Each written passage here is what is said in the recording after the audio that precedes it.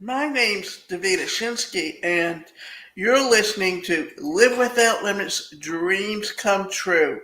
Today's presentation is on reading body language, how to improve your ability to read nonverbal communication. And although there's a lot of poo poo on it, reading nonverbal communication is a very important part of communication because any type of physical movement can be considered body language. We don't just communicate with our words, we also communicate with how we hold ourselves, our facial expressions, our hand gestures, and more. In fact, you might not even notice that you're communicating with body language. Thus, it can play to to know different types of body language and how to understand them. The unfortunate truth is that people don't always verbally communicate what they mean. And no, this doesn't necessarily mean they are lying. In reality, it might just mean that they aren't the best at nonverbal communication. None of us are perfect.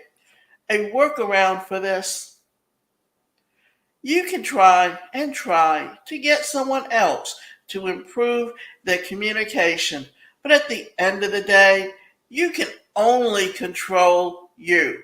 This means that learning about the types of nonverbal communication can take you far and help you deter miscommunication or interpretations. So let's get into it. So, how can you read others? How is body language used in nonverbal communication? When talking about reading body language, psychology is probably the first thing that pops into your mind. Nonverbal communication gives clues into a person's psychology and what they are truly thinking, no matter what they might be verbally communicating. Interestingly, body language varies from culture to culture. What is considered okay in one culture might be seen as insulting in another. In other words, it's also always a good idea to ask someone what they are thinking when you're getting mixed signals. Straight and direct is definitely the way to go over making assumptions that could result in a serious disagreement. But back to nonverbal cues.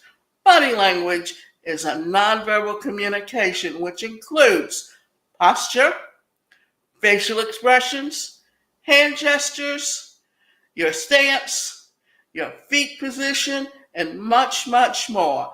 In fact, knowing how to read others' body language can help you better understand the people that you see or hang out with regularly.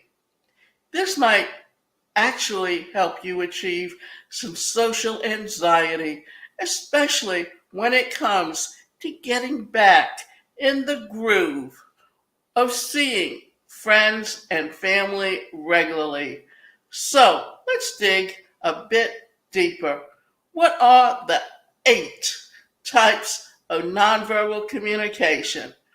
Types of nonverbal communication are more than just body language.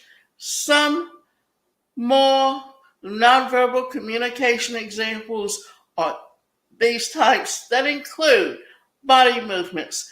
These are your deliberate body movement, such as shaking someone's hand or nodding your head when you're speaking with them. Personal space.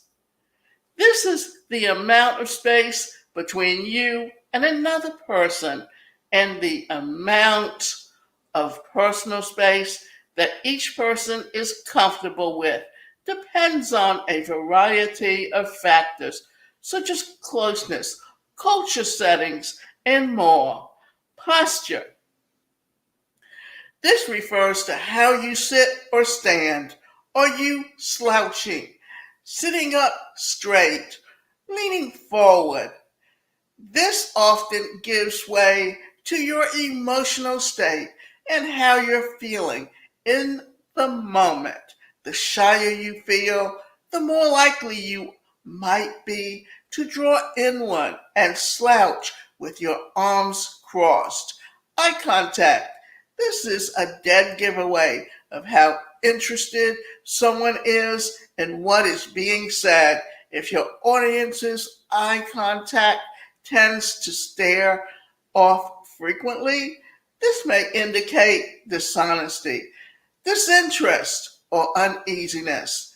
Physical touch. This includes hugs and handshakes or touching someone on the shoulder. Para-language. This refers to other vocal qualities that don't include words, such as the tone of volume of someone's voice. For instance, someone yelling versus someone calmly saying something, and are likely communicating two very different messages. Facial expressions, smiling, frowning, and other facial expressions that we often wear our emotions on our face. And these are dead giveaways to those around us, how we are feeling in the moment. Physiology. Are you sweating? Red in the face? Blinking quickly? These are often uncontrollable and can communicate exactly how you feel, fortunately and unfortunately at times. How can I improve my nonverbal communication skills? Awareness is step one. This way, you can pay attention to how you hold yourself and how you want to come off to the other person. The next thing to notice is how others are presenting themselves to you. A few ways to take note include finding inconsistencies. If someone sees or seems nervous and is avoiding eye contact, this could mean various things depending on the situation. If it counters what is being said, this is a huge red flag. Take note of cultural variations. Remember, what is considered okay is one culture might be offensive in another, and vice versa. It's important to remember that, especially when traveling to somewhere new or interacting with someone from a different culture or country, take in all nonverbal cues. Just because someone has their arms crossed, it doesn't mean they're entirely closed off. If they are maintaining eye contact and seem engaged, don't write them off. You have to look at all nonverbal communication as a whole before jumping to any conclusion. Ask questions. When unsure, the best thing to do is ask. Assumptions can quickly lead to disagreements in relationships. Yet, this can all often easily be avoided just by checking in and asking why they don't make eye contact or why they are fidgeting while you discuss an important topic. Take a hint. Okay, so this is one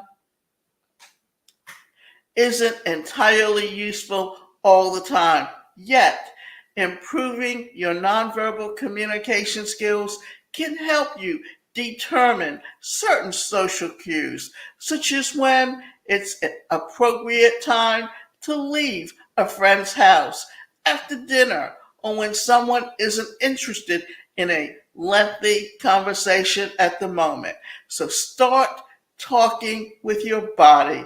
Pay attention to different types of body language and watch how you hold yours. As Peter Drucker once said, the most important thing in communication is hearing what isn't said. Also, remember this, when you're looking at body language,